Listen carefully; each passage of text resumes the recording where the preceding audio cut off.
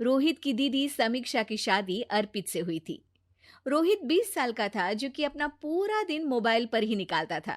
कभी पबजी खेलता तो कभी यूट्यूब चलाता।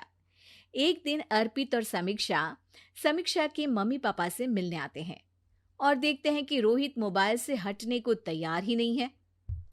अरे रोहित, तुम्हारी तो आईआईटी की परीक्षा है ना? तुम तैयारी नहीं कर रहे हो परीक्षा की? वो सब तो मोबाइल पर ही हो जाएगा। ये देखिए, ये है गूगल।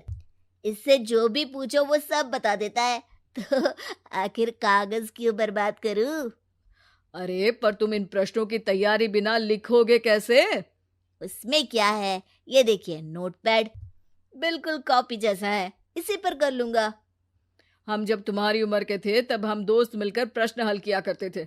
उससे हमारी हैंडराइटिंग की भी प्रैक्टिस हो जाती थी और समय का भी अंदाजा लग जाता था।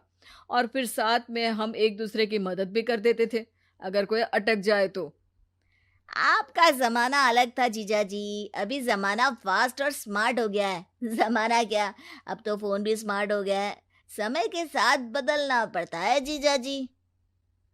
अब बस भी कीजिए आप, हर चीज को लेक्चर में बदल देते हैं। रोहित अच्छा कर लेता है परीक्षा में। इतने में अर्पित के सास ससुर जी आ जाते हैं हॉल में और अर्पित इस बारे में बात नहीं करता।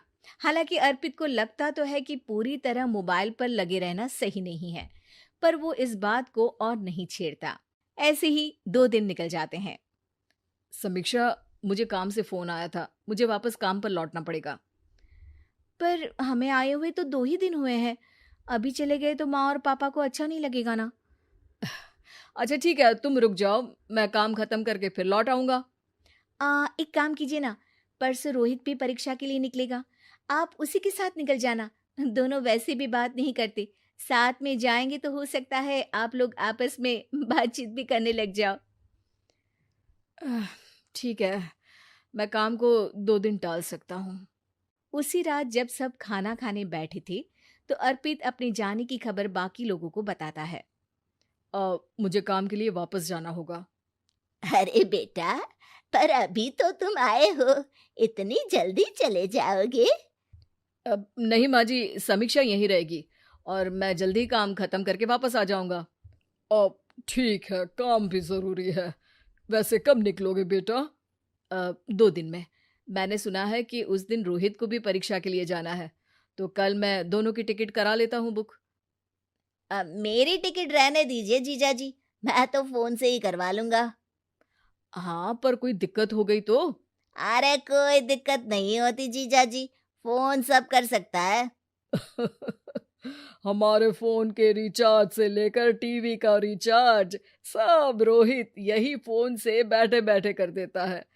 अब ये नई चीज तो हमारे समझ के परे है, पर अच्छा है कि रोहित जानता है।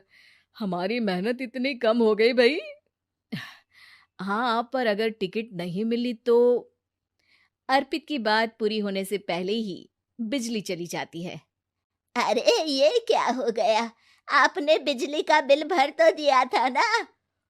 अरे नहीं, मैं तो भूल गया था। अरे टेंशन मत लो माँ।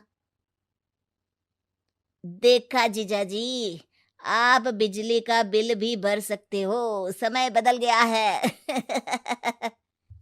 एक बार फिर अर्पित इस बात पर बहस नहीं करता।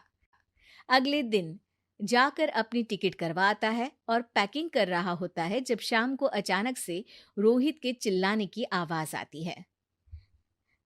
नहीं, प्लीज प्लीज हो जा, ऐसा मत कर यार, प्लीज हो जा। अरे क्या हो गया रोहित? दीदी, सर्वर हैंग हो गया, टिकट मेरी टिकट नहीं हो पाई दीदी। क्या मतलब टिकट नहीं हो पाई?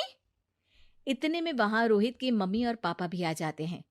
अरे क्या हो गया? माँ, मेरा टिकट नहीं हो पाया, सर्वर डाउन हो गया। अरे पर तूने तो बोला था कि हो जाएगा। हो जाता है, पर अब क्या करूं, ये क्या हो गया? अब कल की तो कोई बस भी नहीं है, ना ही अब टिकट मिलेगी ट्रेन की कल के लिए। मुझे तो कोई रास्ता नहीं दिख रहा। अब फिर लगता है मेरा ये साल बर्बाद हो जाएगा। घर पर एकदम से दुख का माहौल छा जाता है और सब रोहित को डांटते हैं, पर इतने में अर्पित वहां आ जाता है। आप सब रोहित को क्यों डांट रहे हैं? आपने ही तो उसे बढ़ावा दिया था ना। लेकिन इसकी लापरवाही के कारण इसकी परीक्षा छूट जाएगी। इसने तो हमसे कहा था कि टिकट हो जाएंगे। हे भगवान, अब क्या होगा? चिंता करने की कोई बात नहीं है। मैंने एक एक्स्ट्रा टिकट करवा ली थी। मैं समझता हूँ कि मोबाइल हमारा ही काम आसान करने के लिए है, पर उस पर ही पूरी तरह से निर्भर होना तो गलत बात है ना। रोहित टिकट को देखकर बहुत खुश हो जाता है और जोर से जाकर अपने जीजाजी के गले लग जाता है। सॉरी जीजाजी, मुझे आपकी बात ध्यान से सुननी चाहिए थी, पर थैंक यू सो मच। हाँ बेटा, तुमने तो इसका भविष्य बचा लिया। शिक्षा, दूसरों से मदद मांगना गलत नहीं, पर दूसरों पर निर्भर हो जाना गलत है।